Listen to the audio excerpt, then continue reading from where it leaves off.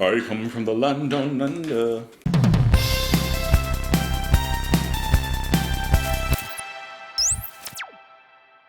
What's up, guys? Welcome back to the channel. My name is Justin, and today we're listening to Graaf Generator with their song Killer. This is from their album H to He, Who Am the Only One. Yeah, I did say that right. You guys have been waiting for me to get back to Graaf. I've been very ready to get back to Graaf. Last time we had listened to House of No Door, so I figured might as well take a step back, a track back, into the opening track of the album, Killer. Super quick story. You can skip ahead to find the music in there. Super quick story. I was taking a bike ride through a neighborhood yesterday, and in front of me, another cyclist came out of the neighborhood and was like just riding in front. And right next to them was like a little dog chasing them with a leash. And at first I just thought it was like, you know, the person was walking their dog or biking with their dog. And then just like 5 seconds later, I saw another person kind of running down the street chasing the dog. So I kind of figured out what was going on. Apparently the dog had gotten away from the person and was chasing the other biker, but the person didn't notice them. So I ran ahead really quick on the bike, got the dog, brought it back to the owner, safe and sound. I had no other reason to say that except I just wanted to share that with you. You guys are more than welcome to join me on Twitter. You can join me in the comments down below. Hopefully you're enjoying the videos. If you enjoy any of them, please press the share button. If it's your first time here, hi. How you doing today? This is Graaf Generator with their song Killer. I turned the microphone volume the wrong way. That was absolutely phenomenal. That was fantastic. I'm going to add that to my playlist actually really quick. I felt like the song kind of spoke for itself. I really like that one. What did you guys think? For you fans of Graaf, where does this song usually rank like in their catalog? Because I thought that this was really good.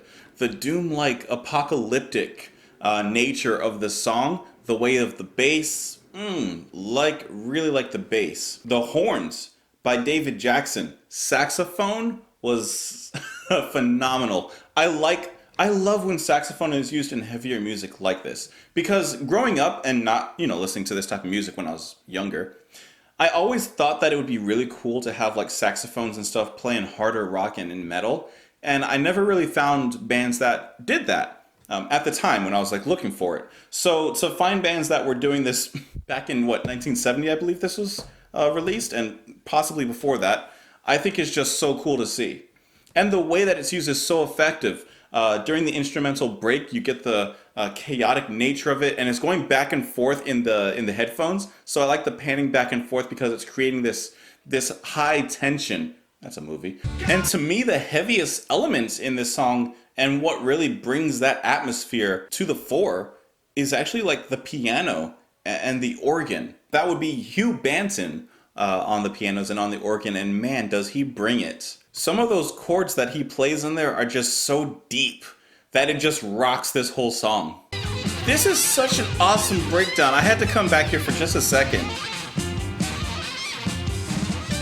That is so cool. I really like that. It sounds even a little classical in the way that it plays. And the song even sounds a little Crimson-esque in really a lot of the tone and the delivery of it. And this would be like a fun song to drum to, absolutely. Even though the song is kind of up here in its energy, I like in those smaller, slightly quieter moments like in the verses, where you can hear the guitar picking in the back. And it almost gives it like this psychedelic folk influence. And as it shifts back into the chorus, you can feel the rest of the band rising up like a kaiju out of Tokyo. There's a bit of ferocity in the vocals coming from Peter that give the song just a little bit of edge. And that's what I'm starting to appreciate about certain music, especially as I'm noticing from the 70s, is that it's heavy. Like, this is a heavy song to me. A lot of times people think that to get a heavier sound, that means to downtune. That means to take literally all your tunings down just to make something sound heavier. But that's not the case. That's not what heavy means. Heavy can come across in so many different ways, in the mood, in the tunings, in the music, in the lyrics, in everything. But it's the way that they form it. And the shifts between the slightly more outlandish and progressive parts of the song into something a little more straightforward, into something more familiar, is really cool at the way they handle that. There's no jarring transition between it. They just easily flow into those moments, and I just think it sounds really good the way that they do it. I knew listening to this song that it would be hard for me to like point out everything I liked about it because I just felt like everything kind of crafted together really well and everything stood out, but nothing stood out like that I need to like mention it. I just really enjoyed this song and I don't know. I feel like I can't explain it anymore. Let's go to the lyrics. So you live in the bottom of the sea and you kill all that come near you, but you are very lonely because all the other fish fear you. And you crave companionship and someone to call your own, because for the whole of your life you've been living alone. Well, I see on this side that it says that this song is about a killer shark, which makes complete sense looking at the lyrics. On a black day in a black month at the black bottom of the sea, your mother gave birth to you and died immediately, because you can't have two killers living in the same pad. I just think that's cool. I think this is really kind of funny. And then the section, fishes can't fly, fishes can't fly.